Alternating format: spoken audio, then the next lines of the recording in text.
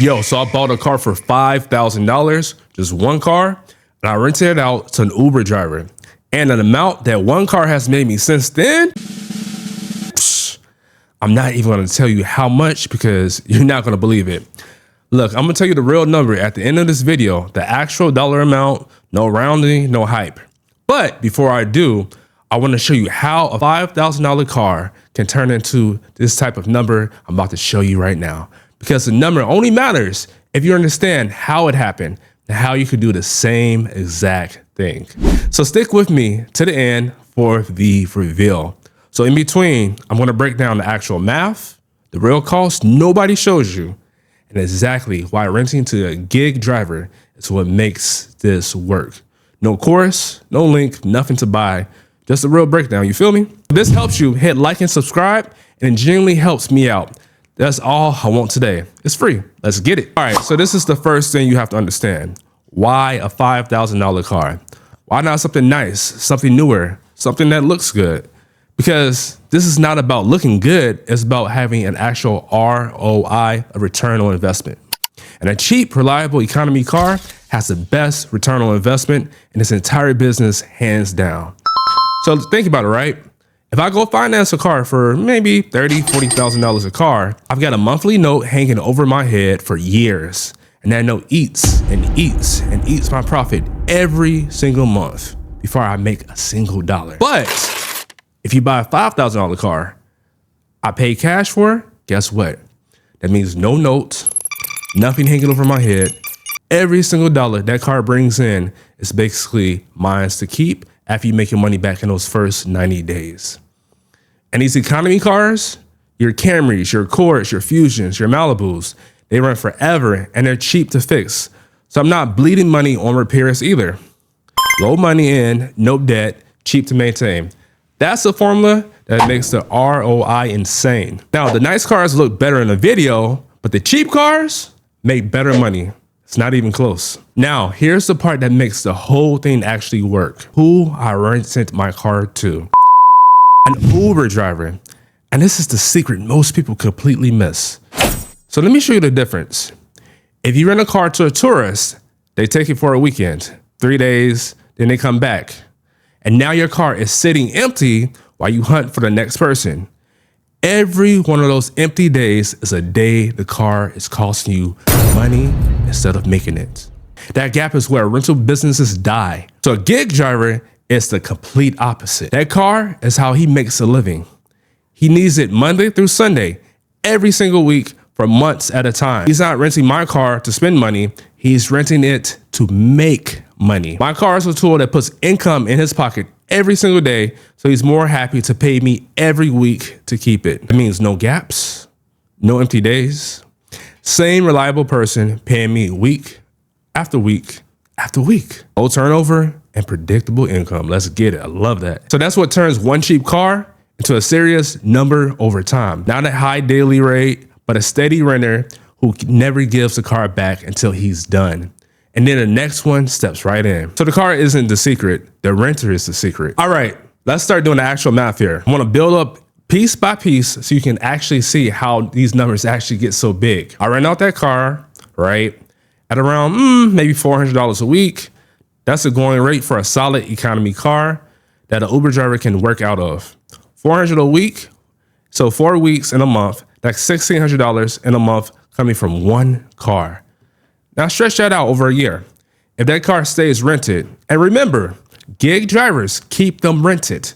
One car brings in right around $19,000 a year in gross income from a car I only paid $5,000 for. So already you can see it. So in the first few months, that car has completely paid for itself. Everything after that, that car is working for me, and that car has been running for a while now. So you can start to feel where this number is heading, right? But hold on real quick, because I'm not gonna lie. It's the other side to it. All right, here is where I keep it a beam with you, right? Because most people making these videos won't. That gross number, that $1,600 a month, that $19,000 a year, that's the money in, but it's not the money you keep. Anybody showing you the gross and calling it profit is straight up just lying to you.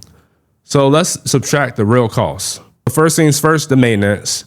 You know, these cars are working hard. So that's the oil changes, that's the brakes, tires, and occasional repair. So I cover that because it's my asset and I want to keep it on the road. So of course I budget for that. Then there's gap weeks. Every now and then, a car is between renters or it's in a shop for a couple of days. Those weeks, if it's not earning, then I'm not making money. So you plan for it. Next, insurance. You're paying to cover this car properly. And that's a monthly cost you cannot skip. It's the cost of doing this business the right way. And the occasional bad renter. Once in a while, somebody dings the car or falls behind or something just goes sideways, right? It's part of the business. So it comes out of your number two. You take that gross and you subtract maintenance, gaps, insurance, and the occasional headache. Your real take home is less than a gross. And that's just the truth. But this is the whole point. Because the thing was only $5,000 and it's already paid off.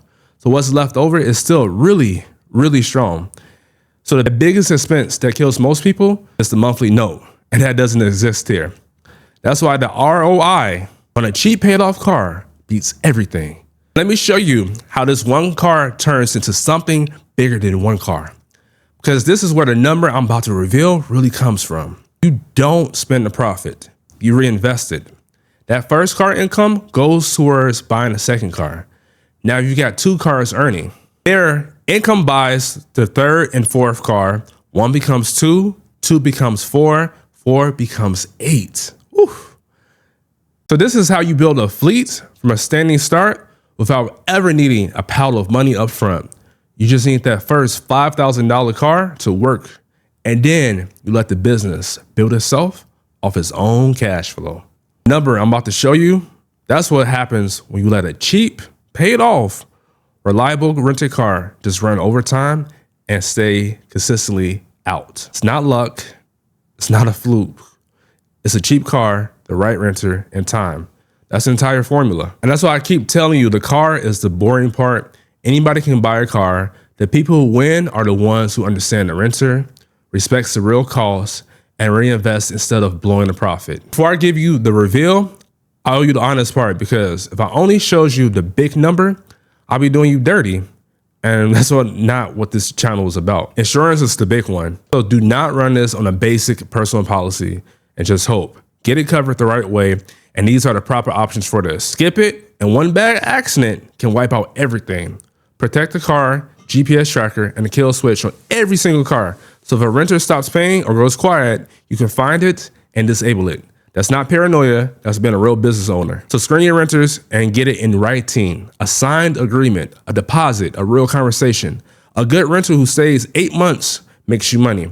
A bad one who ghosts you in 2 weeks costs you more than you ever paid. So know your local rules. Renting out vehicles is regulated differently in every city and state, so do your homework to where you live. So say, for example, in California, you must have what's called a smog test. This is an emissions test to make sure that your vehicle is up to par with the local guidelines, right? So you have to get a smog test before you register a car. So any type of car that you do buy in California, make sure that it is smog ready, that it's emissions ready. So none of this is to scare you.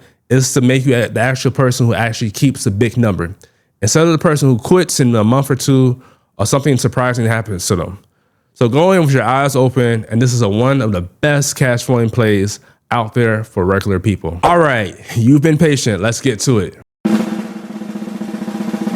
So the $5,000 car, the one Uber driver, here's the number. Since I bought that car, it's made $2,220. I've done this by renting out the car for $74 a day. So the cheap, reliable cars, the right renter, the real cost handled, and time. And that's one car. So imagine what a whole fleet looks like if you have 5 cars, 10 cars, hell, even 50 cars. So I'm not selling you on anything today. I just want to show you what it actually is possible when you do this the smart way. And to be straight up with you, how it really works.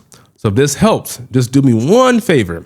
Hit that like button and subscribe, because I'm going to break down exactly how I run this, real numbers and real mistakes. And drop a comment. Does those numbers surprise you? Are you starting off with one car? Tell me what city you're in. I'll answer as many as I can below. Thank you so much for watching. Until next time, peace.